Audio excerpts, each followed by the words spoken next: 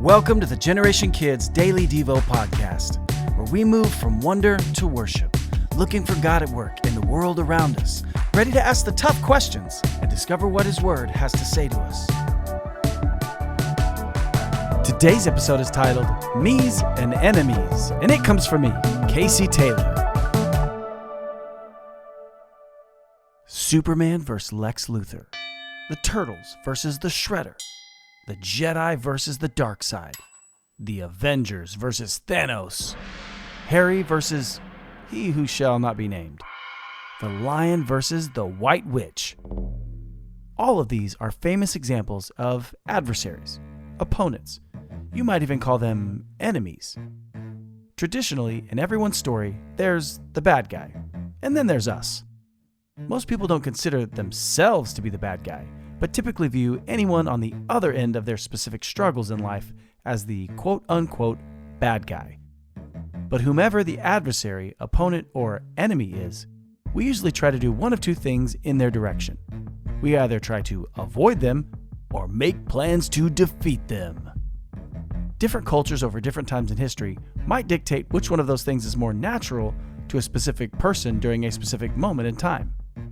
But Jesus actually gives us an instruction that covers any person in any culture for all time when He delivers His teaching on enemies and how we should treat them, first as Christians, which takes first priority before any nationality or custom when He said, "You have heard that it was said, 'You shall love your neighbor and hate your enemy.'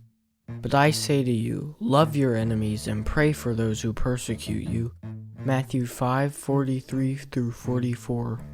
We've been talking this week about God's upside-down kingdom, which takes the wisdom of man and turns it on its head to give us a better and more clear idea of the kingdom that Jesus came to usher in, which looks very different from the kingdoms that man has sought to bring about here on earth.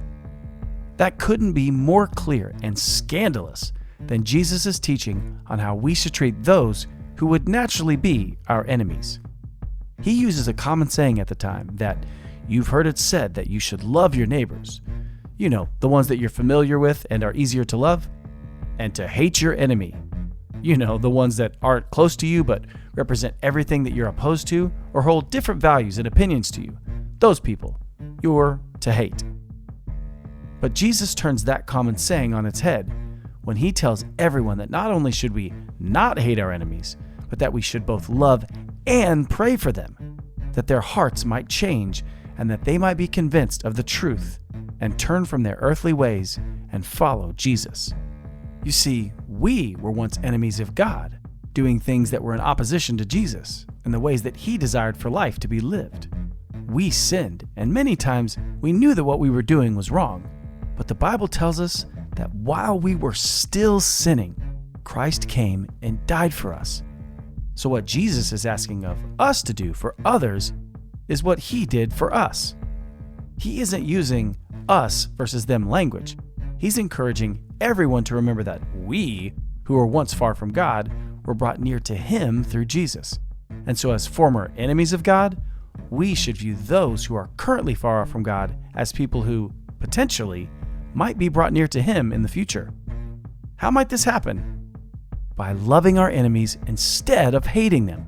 By praying for them instead of cursing them. By showing them the love of Jesus in spite of our differences. This is the way of the upside-down kingdom, the kingdom of God, and it's the same way that you and I were once made citizens of that kingdom.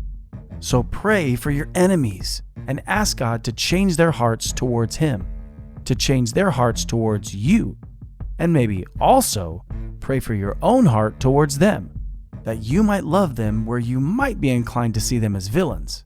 Maybe instead you can view them as potential believers in waiting and share the love of Christ with them. Now it's time for Today's Big Question! Today's big question is, who in your own life do you currently view as your opponent or your adversary, maybe even your enemy? Take your finger, write their name on your palm, and when you're ready, hold your palm open as you pray and symbolically hand them over to the Lord, and pray and ask that they would come to know and walk in the love of Jesus, and that God would heal your own relationship with them. Ask Him for strength to love them through their own hurtful deeds or words, because maybe at the moment they're far off, in action, deed, or even in their hearts towards God. But by giving them to the Lord and laying them at His feet, He might do incredible things in them to see their lives change, and the kingdom of God, that upside-down kingdom, grow one by one. Thanks for listening to the Generation Kids Daily Devo podcast. If you want to keep in touch with us on all our social media platforms, check out the links in the description. And if you'd like to help support us as we continue to create meaningful content for kids of all generations, please subscribe to our Patreon by visiting us at patreon.com/wearegenerationkids.